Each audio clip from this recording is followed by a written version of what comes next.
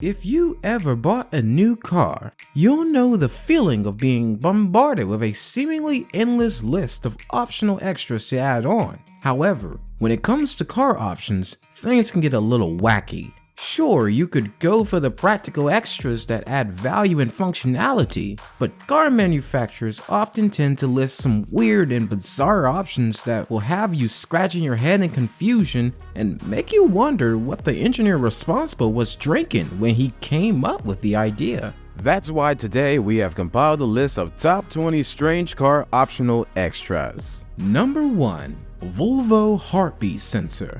When it comes to car safety, some brands take it seriously while others don't give a hoot. But Volvo is definitely one of the good guys, and their cars are so safe, you could probably drive them off a cliff and still walk away unscratched. However, even though they have some amazing features, every now and then, they tend to release something pretty wacky. And yes, I am thinking about the heartbeat sensor. It was initially introduced in 2006 as a part of the personal car communicator system and was designed to send a warning to your keys when a heartbeat was detected in the car while the owner is away. The idea behind it was to prevent kids or pets from getting locked inside, or in some cases, alert if there is an intruder in the car. All in all, it was a pretty cool technology, but apparently not cool enough to keep around for more than 3 years, because in 2010, the feature was ultimately discontinued. Number 2. Jaguar's Activity Key. If you frequently engage in solo surfing or swimming in the ocean, chances are you have encountered a situation where you don't have a safe place to store your car keys at, and putting them under a beach towel or a rock doesn't seem like a smart solution. Well, apparently, Jaguar solved the problem with its activity key. This thing is basically a wearable key in a wristband form. It is waterproof and allows you to log and unlock your car. While this might sound appealing to some people, the fact that with a 100k plus car, you get some kind of a cheap looking rubber band and additionally having to pay an extra $900 to acquire it makes this thing such a miserable idea. I mean, is it really worth that much just to avoid carrying a key fob? Number 3. Mini Convertible Rain Warner. While it may seem reasonable to spend $900 for a wristband as an alternative to carrying a key, the rain warning feature offered by Mini is unquestionably the most impractical option you can possibly opt for. With a price tag of $2,000, this feature does nothing more than tell you if it's raining outside or not. It's almost as if you're unable to discern if it's raining by simply gazing up at the sky and feeling the raindrops falling on your face. Therefore, you need a gadget to help you figure that out. I'd rather just get a weather app on my phone and check it myself, then pay $2,000 for a feature as useless as that. However, that's not the only dumb thing Mini tried to offer in their convertibles, because at number 4, we have Mini's Openometer. If you thought it couldn't get worse than the rain warner, you've been deeply mistaken. Because this feature is so pointless that Mini discontinued it as soon as it got released. This thing was basically a gauge that measured how much time you spent driving around with the top down. I honestly don't know why someone thought this might be a good idea. I just don't get it. Who cares how much time you spend with the top down? Thank God they're not trying to sell it anymore. Number 5. Nissan Solar Panel. Luckily, not all the optional features on this list are useless, because what Nissan offered was actually a very smart idea. They've added a small solar panel to the spoiler of the Leaf, which provided enough energy to power your air conditioning or other small devices on sunny days. Considering this was first introduced more than a decade ago when electric cars weren't even a thing, it's genuinely an impressive idea. However, by entering the electric car era, things like this are not even mentioned anymore. Number 6. Mercedes Heated Armrest. Luxury cars are typically associated with providing a comfortable driving experience completed with amenities like seat coolers and warmers, and perhaps even a steering wheel warmers. However, Mercedes has gone one step further and introduced a feature that, although it comes at an additional cost, doesn't really add any practical value to the consumer. You see, for some apparent reason, they thought heated armrests are something that people would look for, so they eventually started offering that into their E and S class. Now, call me crazy, but the last time I checked, elbows are one of the few parts of the body with little to no nerve endings, making them impervious to pain and, frankly, heat. So I can't really see the point of why anyone would want to heat them up in the first place. I mean, if you're going to spend an additional sum of money, wouldn't you want that to be on something a little more, useful? Number 7. Koenigsegg Agera's Roof Rack. When it comes to useful and practical features, hypercars are not the first ones that come to mind, because we're all aware that they're all about speed and performance. However, in the recent years, we've seen some pretty interesting practical features offered with them, and a perfect example for this is the Agera's Roof Rack. You might be thinking, a roof rack on a car that goes 300 plus miles per hour? I know, right? It's kinda hard to believe, but it's actually true. Number 8. Porsche Dakar's Roof Tent. Speaking of unusual roof accessories offered on fast cars, nothing could be weirder than the Dakar's Roof Tent. Just visualize it. You're on the road, cruising in your RV, thinking about your wonderful camping experience, and then suddenly a freaking 500 horsepower Porsche flies by with a goddamn tent on the roof. Oh man, my life was a lie. Hopefully subscribing to the TheWheelDeal channel would make me feel better. Number 9. Range Rover Event Seatings. When I think about it, having a rack or a tent on a hypercar might look strange at first, but at least they can provide value and be useful sometimes. But the same cannot be said about the Range Rover's event seatings that cost over $6,000. First of all, take a look at it. It's just ridiculous. You're basically paying for 2 seats that you can attach to the back of your car facing outwards for when you go out camping or something. Honestly, I'd rather get separate picnic chairs for $25 and save like what, $5 than pay for a feature that's not only dumb, but will also make me look like a creep. But still, even that feels like a better idea than the Diablo's odd dashboard feature, because at number 10 we have the Diablo's Brigette clock. Considering that the seats in the Rover can be put on and taken off easily, if you end up not liking them, you can remove them and never put them back on. However, that is not the case with the Brigette clock in the Diablo, because once you spec it on, it's gonna be there forever. And having to know this is just not a car for such options, I'm confused why Lamborghini even offers it in the first place. Just look at how it sticks out in the dashboard, like a stain on a clean shirt.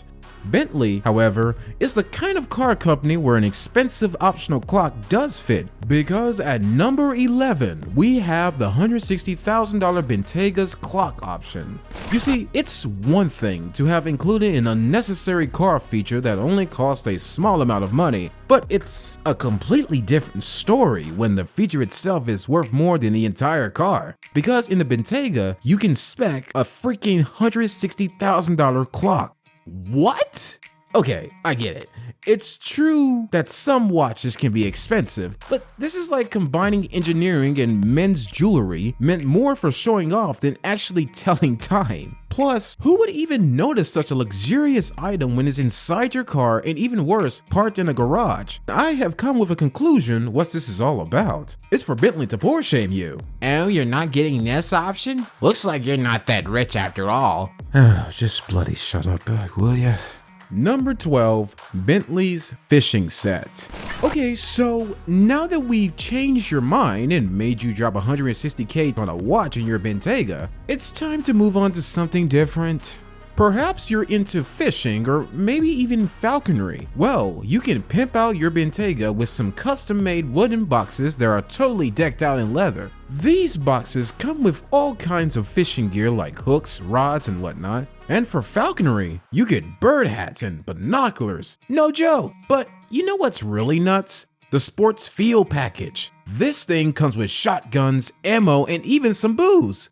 I guess being a true English gentleman is all about driving, drinking, and perhaps some shooting and fishing, huh?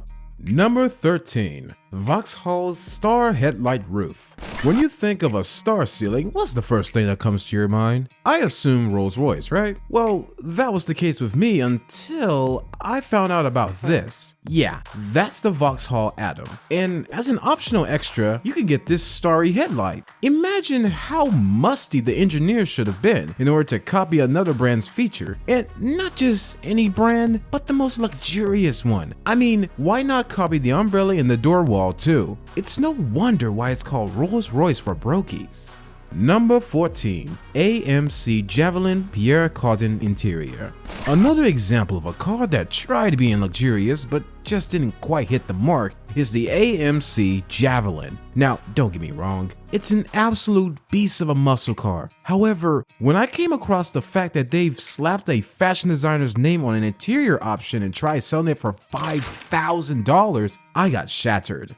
That's equivalent to almost $35K in today's money. That is just madness, but who am I to judge? Maybe back in 1973, people preferred spending on such things. Number 15. The Nissan Cube Dash Topper.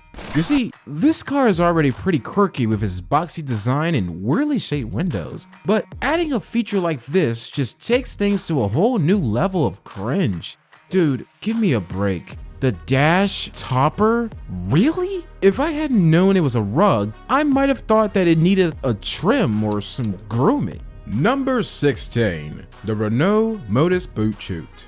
If you're on a hunt for a car with a practical trunk access, stay far, far away from the Renault Modus. Apparently, those French folks tried to make accessing the trunk simple and easy, but instead they made a mess bigger than rush hour traffic. The mechanism of opening the rear window separately from the rest of the hatchback left the customers confused by all the unnecessary complexity. Also, if you would have found yourself in a tight parking space, good luck opening the trunk. You might as well try to perform brain surgery with a butter knife. Number 17. Fiat 500L. Forget about horsepower and speed. The real power move in cars is having a built-in espresso machine. It turns out Lavazza teamed up with Fiat to offer this luxurious option in the 500L model, because what's more Italian than coffee and cars? And they didn't stop there. Oh no. The marketing geniuses at Fiat played it cool and claimed that the L in 500L stood for Lavazza, and not large as we all assumed. Number 18. Pontiac Aztek. Speaking of being sorry for someone, I gotta mention the Aztek's tent. Let's be real here, the optional tent is not only a visual disaster, but it's also about as practical for camping as a screen door on a submarine. Sure, it may provide some shelter from the elements, but it's not exactly spacious or comfortable. And you're not going to win any camping style points with this monstrosity set up. From the outside, it looks like a weird lumpy growth attached to the back of your already unattractive car. And don't even get me started on the price. You think that something this unappealing would at least be cheap, but nope. You're looking at shelling out a pretty penny for the privilege of looking like a camping newbie. So save your money and your dignity, please, and invest in a proper tent instead. Number 19. Tesla Bio Defense Weapon.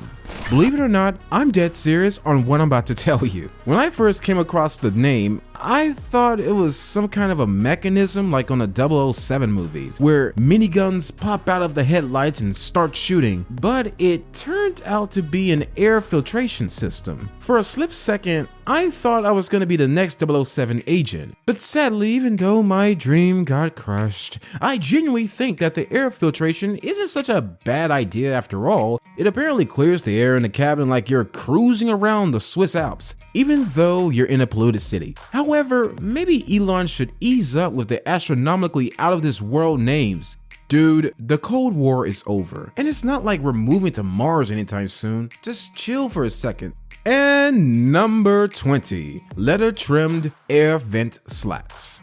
Now, don't get me wrong on this one, I love Porsche, and it's probably my #1 go-to car brand, but they sometimes tend to overwhelm people with their optional extras. You see, upgrades like bucket seats or leather interior are fine, and I'm sure many people admire that as well, but having an option to have leather trimmed air vents, in my opinion, is a bit too much. It's like they're trying to squeeze money from every single inch of their cars. Porsche, we love you and everything, but give us a break with these kinds of features.